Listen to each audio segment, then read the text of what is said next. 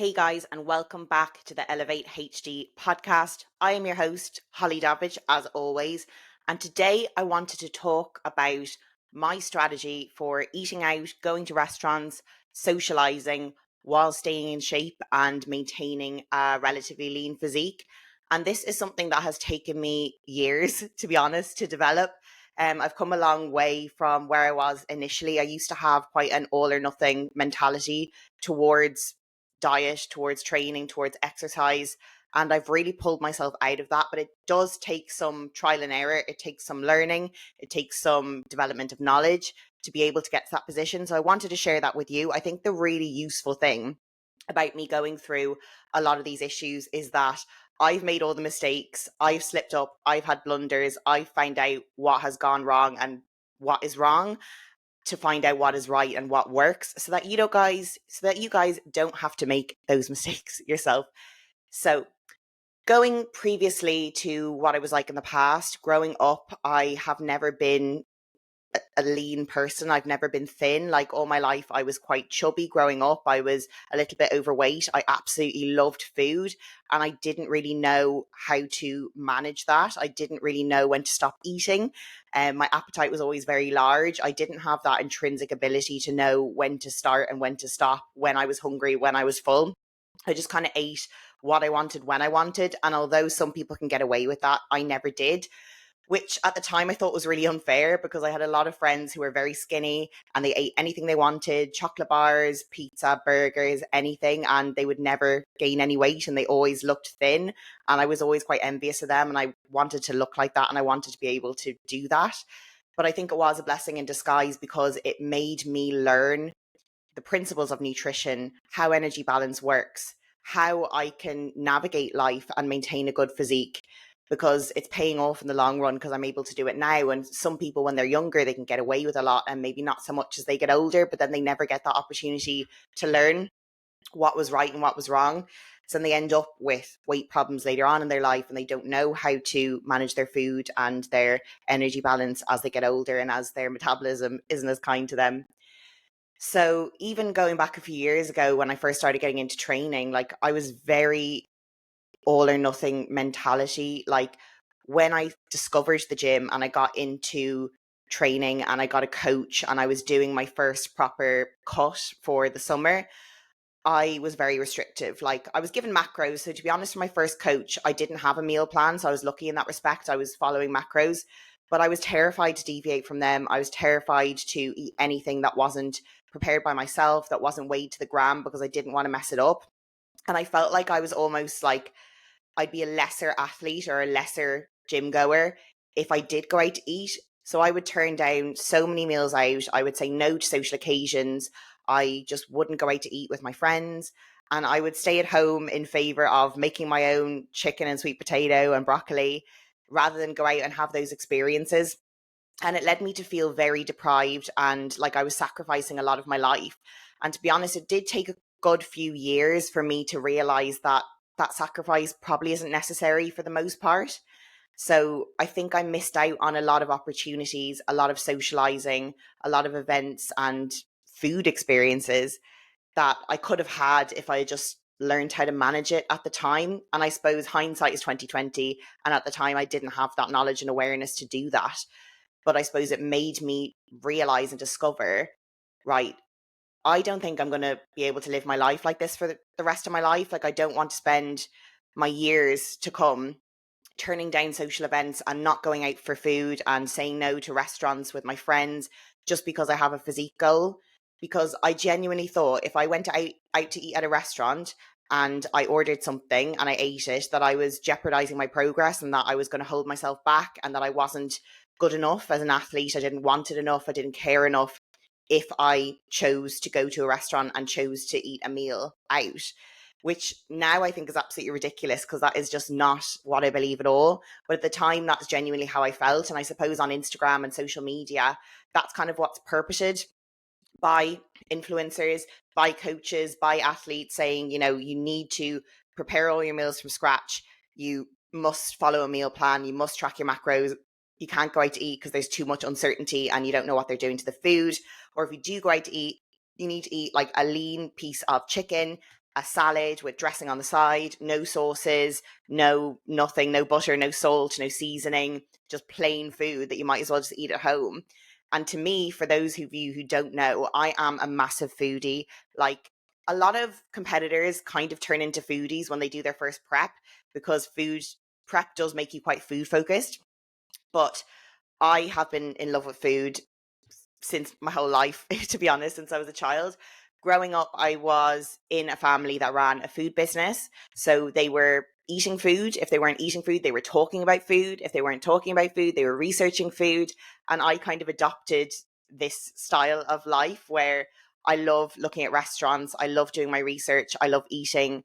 I love thinking about food. I love talking about food. I love exploring new places. I love going traveling just for the food. Like, I always joke to my friends that going on a cruise or going to an all-inclusive would probably be my idea of hell, because I wouldn't want to eat at the same place every single day. I would want to travel all over the place. I'd want to explore the traditional cuisines. I'd want to try new foods and new places and new things and new flavors.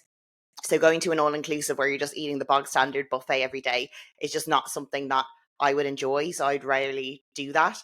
And I'm kind of similar in when I'm at home as well. When I go out to eat, I rarely visit the same restaurant twice.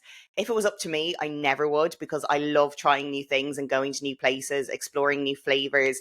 You know, I'll see a meal on Instagram and I'll be like, oh my God, I have to experience that. But once I've had it once, I'm like, okay, what's next?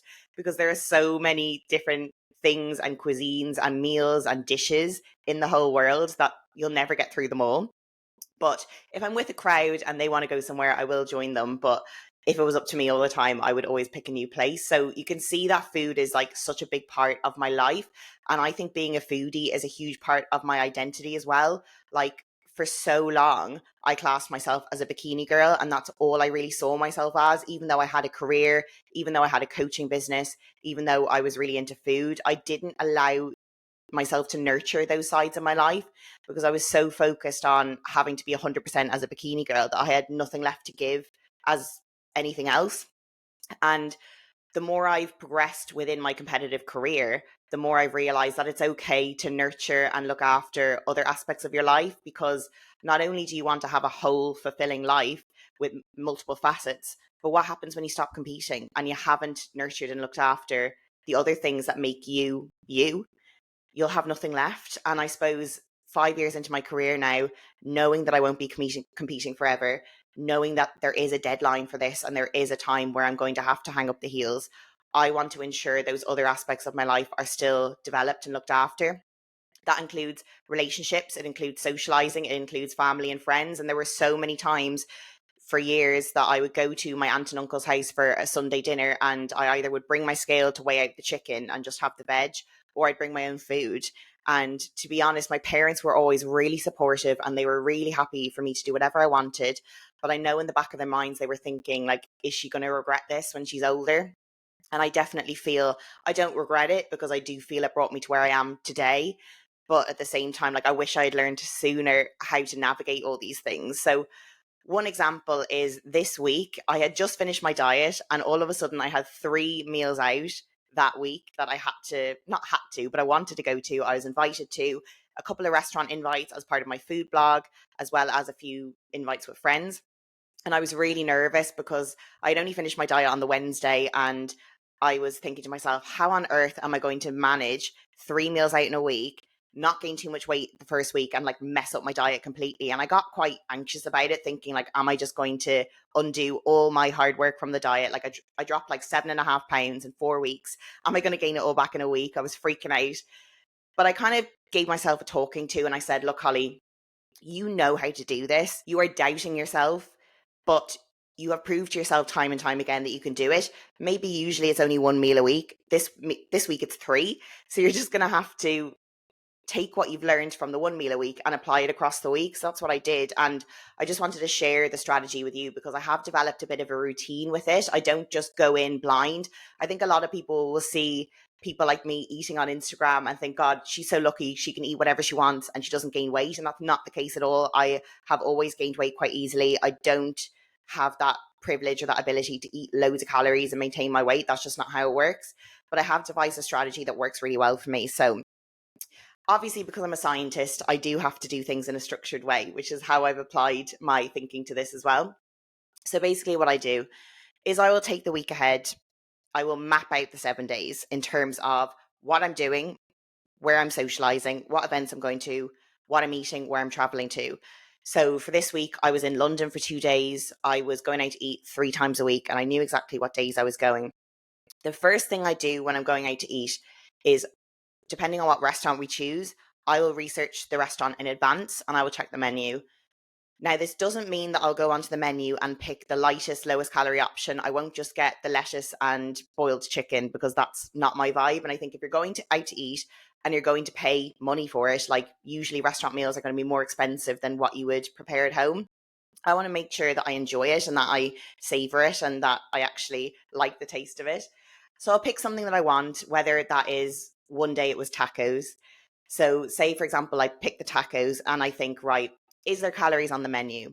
If there is calories on the menu, that's great. I can factor it into the day. If not, I will go on to MyFitnessPal. I don't really do this as much anymore because I do have a gauge in my mind now, a kind of intrinsic ability to estimate the calories now. But in the beginning, I'd go onto MyFitnessPal and I would choose the closest calorie option, because even if it's an independent restaurant that isn't on MyFitnessPal, because obviously some of them are, like Nando's, Five Guys, McDonald's, Burger King, all the big chains will be on MyFitnessPal. Some of them even like have purposely put their menu on it, so it's like official. I will choose something very similar. So say I'm getting tacos, I will think, right, Taco Bell, something like that, for example. And I'll go onto the Taco Bell search on MyFitnessPal and I'll find something that matches as closely as possible. Now, this is never going to be 100% accurate, because nothing ever is, but it's going to be quite close. So you pick that and you say, right, okay, these tacos are going to be, let's just say 500 calories. That's fine. So if it's 500 calories, I'm just going to save that for the day. So say at the moment I'm eating 2,000 calories a day. That's going to be around 500 calories. I'm going to save 500 calories for that meal, and maybe I will have less calories in the day. So not only will I do that, I'll probably scale back the amount of meals I eat that day. So usually I eat 6 times a day because I really enjoy eating kind of frequently. But if I was going out to eat that night, I'd probably scale it back to 3 or even 2 meals, which means I'm still eating in the day. I won't starve myself. I'll never like eat nothing until the meal, because I think that is a recipe for disaster.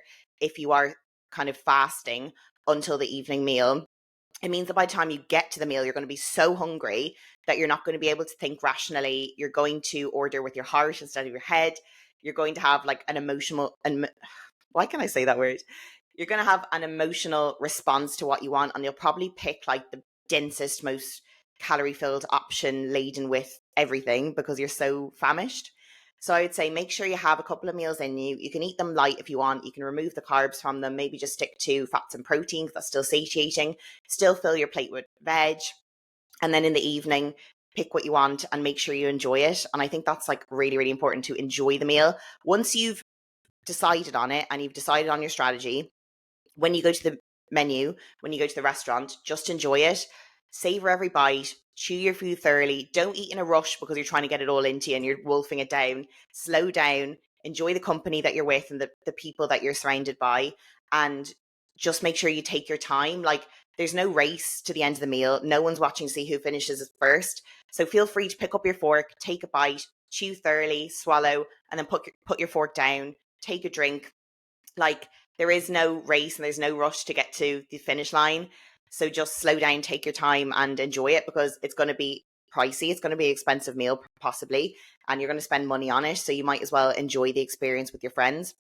So that's what I would do if, say, I was going out to eat and I was having 2 tacos. If it was a bigger meal, which has happened a couple of times this week, say you're having a burger and fries and it's going to be 1,500 calories, that is a bit trickier, because sometimes if the meal is going to be 1,500 calories and you're on 2,000 calories, eating 500 calories that day might be a bit little for you. So you might end up still feeling really hungry by the time you get to the restaurant, and you might end up overindulging and overeating because you're so hungry. So this is where I like to break my calories down into a weekly amount.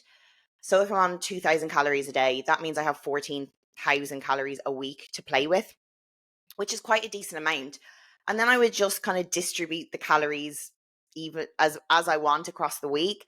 So say, for example, okay, I think I can stick to 1,800 calories on the days that I'm not going out to eat. That means every day that you're not going out to eat, you have 200 calories banked. So by the time you get to your meal out day, you have an increased amount of calories to play with. And this is really helpful because you're still within your calorie target for the week, but you've distributed, I can't speak, but you've distributed them a bit more intelligently so that on the days when you're not eating out, you're eating a bit less. And then when you are going out to eat, you can eat relatively what you want without feeling guilty that you've overeaten, because overall your calorie balance is the same. And this is overall how I did it for most of the meals out this week, is that I just gave myself a weekly calorie allotment and I just distributed them as and when I saw fit across the week. The other thing to remember is you still need to track and you still need to be monitoring yourself, because I think it's really easy that when you go out to eat, you're like, oh, my body's going to be all over the place. I won't weigh for a few days. And a few days becomes a few weeks becomes a few months. And all of a sudden you haven't weighed yourself for months. You don't know where you are at body composition wise. You haven't done a check-in with your coach. You haven't looked at your visuals, and you may have really kind of pulled yourself back from where you were. So I would say, even though you are going out to eat and you have the awareness that having that meal out is likely going to make your body weight fluctuate a little bit, it could go up a little bit. We know this due to increased glycogen, increased fluid, more sodium, eating later at night, more food volume sitting in the gut. This is all going to contribute to scale weight gain. So if you get up the next day and you weigh yourself and you are up in weight, don't panic about it. Just take it as data, because I still think it's really important to monitor your progress and your metrics, even if you're going out to eat, because otherwise you'll just have missing data. And I always think that knowledge is power, and the more you know, the better it is, because yes, your body weight might skew a bit, but you know why, and you have that awareness, so you don't have to let it emotionally affect you. So I would say still take your body weight every week, still check in with your coach. Even if you check in on a Saturday and you went out to eat on a Friday, don't shy away from the camera. You might be a bit bloated, you might be holding a bit of fluid. Just explain it to your coach and say, look, I went out to eat. I ate a bit more sodium. I ate a bigger meal than usually I would. I ate a bit later at night, and this is why I'm bloated. They're not going to mind as long as you're open and honest, and you roughly tracked and you were strategic in how you implemented it. You didn't just have a big blowout meal. You were organized about it and you approached it in a very intelligent way. Body fluctuations happen all the time, and we might feel fluidy because we're on our cycle, because we ate more salt, because we're hormonal, literally anything. We have some inflammation, so we can't just check in and look at our visuals when it's right for us and we feel good. We also need to do it when we feel bad as well. That's what the accountability is for with a coach. That's what the support is for. It's not just for the good times. It's also for when you have struggles, when you have fluctuations, when weight goes up and down. Like, the more data you have, the better. And it's probably good to get an idea of how your body responds when you do go out to eat. So maintain your check-ins. Don't just slip up on a check-in because you've had a couple of weeks out, a couple of meals out. Don't stop weighing yourself. Don't be emotional when the scale says you're a couple of pounds up, because realistically, it's not going to be fat gain. And this is something that I remind my clients of all the time. Like, if you think of a pound of body fat is 3,500 calories. A kilo of body fat is 7,700 calories. So think about that. Say you go out to eat one night, next morning you wake up and you're a pound up. That means that you would have had to have eaten 3,500 calories over your maintenance to have actually gained a pound of fat. So for my example, if I was maintaining on 2,000 calories and I went out to eat and gained a pound, if it were body fat, I would have had to have eaten 5,500 calories that day, which is just not going to happen. I'm not going to be able to do that unintentionally. If I was doing that, it would be very intentional and I would do it on purpose. I would never do that accidentally. So remind yourself of that the next time you go out to eat and you are a couple of pounds up, that even if you have been strategic and careful about it, it may still bump up the scale. But if you go back to your normal plan, you go back to your normal food the next day, it will drop off and you'll be fine. So that's the thing. Like, that short-term body weight gain that's overnight, like, it's never going to be permanent. It's just kind of how your body fluctuates and is transient. And our bodies are transient mechanisms. Like, we are not static all the time. Our body responds to different environments, different weathers, different humidities, everything. So it's never going to be a static system. It's always going to be a dynamic system. So remind yourself of that. One thing I wanted to talk about is compensation, because I see a lot of virtue signaling on Instagram, people saying, oh, if you go out to eat and then you starve yourself the next day, that's really unhealthy. And, it's just like a bad mindset to be in. And, it's disordered. And I think the disorder doesn't lie with the action. The disorder lies in the mindset behind it and the reason for doing so. For example, say you go out to eat and it's spontaneous, so you haven't managed to bank any calories for the previous week, and you are just going to have to go out to eat and manage it. There is nothing wrong with pulling your calories back the next day if you don't do it to punish yourself, you don't do it because you feel guilty, you don't do it because you felt you did something bad. If you're doing it just to be mindful and be intelligent and say, right, I went out to eat last night, I probably ate over by 500 calories. The next 2 days, I'm just going to eat 250 calories less, and then I'm basically even. There is nothing wrong with this if you're just being strategic and intelligent about it and just wanting to reach your weekly average. But if you go into it saying, I feel so guilty, I overate, I want to deprive myself, I want to punish myself now, I'm going to do hours of cardio, I'm going to do 20,000 steps, and I'm going to just starve myself. Obviously, that is an unhealthy mindset to be in, and it is going to be a trigger potentially for some disordered eating. So I would say not to approach it in that respect. And if you do have those tendencies where you do punish yourself or you show signs of disordered eating, don't do it. Obviously, don't do it. But if you have a healthy mindset with food and you think, right, I went out to eat last night, it wasn't planned, so I didn't have time to get ready for it in advance. I didn't have any calories in the bank and I just had to make do with the situation. Just pull the calories back for the next couple of days. Don't kill yourself on the cardio machine, because realistically, you don't burn that many calories doing cardio anyway. A whole hour of cardio is probably going to be like maybe 400 to 500 calories of burn. If you just pulled back a couple of hundred calories every day, you'd be right back to where you were and you don't have to worry about it. So I think the important thing above all is to just take the emotion out of the decision making. And this is something I go on with all of my clients is when they go out to eat and they say, oh, I feel guilty, I feel like I did something wrong. I feel like I need to deprive myself now. I say, look, going out to eat is not a bad thing to do. You are not a criminal. You did not do anything wrong. You didn't break the law. You aren't a bad person just because you had a meal out. And when you put it in that respect, they're like, that sounds so silly to be like, I'm a bad person because I had a meal out. Like, you are not a bad person. You are a human. Humans like to eat out. Humans like to socialize. We didn't anticipate it. It was last minute. So let's tackle it now and see what can we do now and what can we do better next week and how can we approach it better the next time. Because sometimes when you're not prepared for it and you just all of a sudden are invited to this meal out that you haven't planned for, you tend to throw caution to the wind and get whatever you want. But I still think even if you are surprised by it and it's spontaneous, you can still take a guided approach towards it. So if I had a spontaneous meal out and I wasn't prepared for it, number one, I'd be happy to cut back the calories for the next couple of days. That's fine. Number two, I would maybe research the menu if I was on the way, maybe on my phone. And if it's not available, I'll get to the place, I'll get to the menu, I'll look at the menu and I'll think, right, what do I really want to eat right now?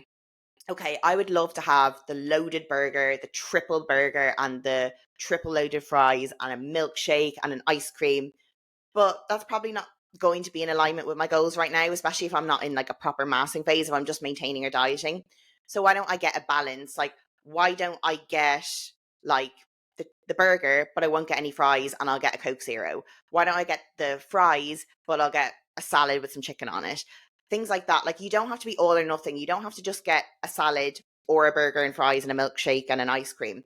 There's bits in between, and like even getting like a single burger on its own without all the loaded fillings is not going to be that high in calories when you break it down. It's literally a burger bun, which are usually around 150 160 calories, a patty. If you add cheese, that's going to be a cheese slice. You can kind of break it down so that when you look it up, you'll know the rough calorie estimate of it. But I know I'm the kind of person that will look on a menu and I'll want the dirtiest, filthiest, most loaded thing with every single topping possible you can imagine. But I know that that's not always in alignment with my goals. So I'll make a compromise to myself and say, right, I want the triple loaded cheeseburger, but I'm going to have the hamburger and then I'm going to have a side salad, or I'm going to have a Coke Zero with it, or I'm going to have, a different side. Like, that's completely fine. What I love to do, and something that works really well, is small plates. Like if you go to a place and they have small plates, it's a really good opportunity to try a few different things and get a taste for everything and satisfy your flavor, whatever, satisfy what you want to eat, but you're not eating loads of it. Like I did this with my brother and his friend the other week. I was actually still on a diet at the time. We ordered 5 small plates and we split each one in thirds. So we all got to try a bit of everything. We all felt satisfied. We didn't feel stuffed, but we came away feeling good. And realistically, I wasn't eating too many calories because I was only eating like really a couple of meals of small plates, instead of going and ordering the big burger, the big pizza, the big tacos, the big whatever you're going to eat. Like, be mindful in that respect. So I think if you're going out to eat and you're planning it, small plates are a really good option because you do feel satisfied from trying so many different flavors, but you're not overindulging on anything because you can share them with everyone, or you can just order 2 for yourself and it's like having 2 small plates. Another thing is ordering starters. I often find when I go to like traditional restaurants, the starters are often way more interesting and sound more pleasing than the mains, because the mains are sometimes, chicken breast or steak or something plain that you can get anywhere, but the starters tend to be a bit more creative. So sometimes if I'm with my family or my friends, I'll just order a couple of starters, and that will give me a way to satisfy my cravings and my flavor palette that I want to savor, but I'm not eating loads of the same thing. Because I find if I go out to eat and have a pizza, I have one slice and I'm like, right, what's the next flavor? Because it's always the same. You take one bite and the next bite and the next bite, and they're always the same. So I feel having that flavor change allows you to be satisfied a bit faster with less food. So yeah, I think that is what you need to do. Is initially you need to map out your week and say, when am I going out to eat? Where am I going? Research them in advance. If you can, track it. If you can't, rough estimate, and make sure you know what you're going to have, because you don't want to make any emotional decisions when you open up the menu and you're starving. Because it's like being at the supermarket and being so hungry that you just grab any sort of crap food. They always say don't go to the supermarket when you're hungry, because that's when you're going to make the irrational impulsive decisions, or when you grab something from the aisle when you're queuing. So don't go in super hungry. Be rational, know exactly what you're going to have. Pull back the food the few days in advance or a few days after, depending on what suits you. Don't be afraid to calorie bank if it doesn't affect you mentally. Like, don't let other people tell you it's disorders, because it is a good strategy to use if you can do it. Eat mindfully, savor your food, chew thoroughly, enjoy the company. Remember that the food is there to lubricate the event. It is not the sole reason for the event. The sole reason for the event is spending time with your loved ones. It's not eating. So remember that. And remember, the food's always going to be there. I feel like that's something that competitors forget, is when they go out to eat, they think, I'm never going to have this again because I'm never going to allow myself to have this again. So they tend to like engorge and just eat all the food and then think, okay, I'm never going to have it again, so I'm going to get it out of my system. Like, the food will always be there. You can always go out to eat next week. Don't be afraid to leave some behind. Take it home either. This is something I do as well, is that if I feel bad about leaving it behind, I'll take it home and I'll either freeze it or I'll have it as a leftover for another day. Or I'll probably a few days later kind of lose the emotional attachment to it and be like, why did I take this home? I don't want it. And then I won't keep it. So just because you don't eat it doesn't mean you can't take it home, but also just because it's there doesn't mean you have to eat it. Like, remember, we're all different shapes and sizes and we all need different calorie allowances, but the restaurant gives everyone the same portion. So you need to kind of gauge yourself what portion is suitable for you. So just remember that. But yeah, have a strategy, map it out. Don't get too emotional about it. If you do need any help with this, like, I'm always willing to help out. Like, I know people see me on my Instagram all the time eating. By the way, my food Instagram is at Hungry Holly Diaries, if you haven't followed it already, if you want to follow my foodie adventures. But if you do want any advice on it, my DMs are always open if you want to talk to me about it. I also have an email list. I'll leave the link to it in the description of this, where I talk about how I eat out, how I navigate restaurants, how I stay in shape, how I maintain this lean physique, because at the moment, this is the leanest my off-season physique has ever been, and I'm really, really happy in it, and I feel really good. So if you want to learn more about that, feel free to sign up to my email list, and I will give you lots of tips and tricks and advice on how I do it. But guys, thank you so much for listening. If you enjoyed, please take a screenshot and share it to your story. Tag me. I'm at Holly_Physique Collective. I would really appreciate it. I would also love if you gave this podcast a rating and review, because it really helps me to get the podcast out there and help people to discover it and learn things from me, because I have a lot of experience under my belt now. I'm getting on in years. Do you know that I'm going to be 30 this December? And yet I still get ID'd for Monster. I got ID'd for Monster yesterday. So at least I have some sort of fountain of youth still there for now. But, I have learned a few things in my time since then.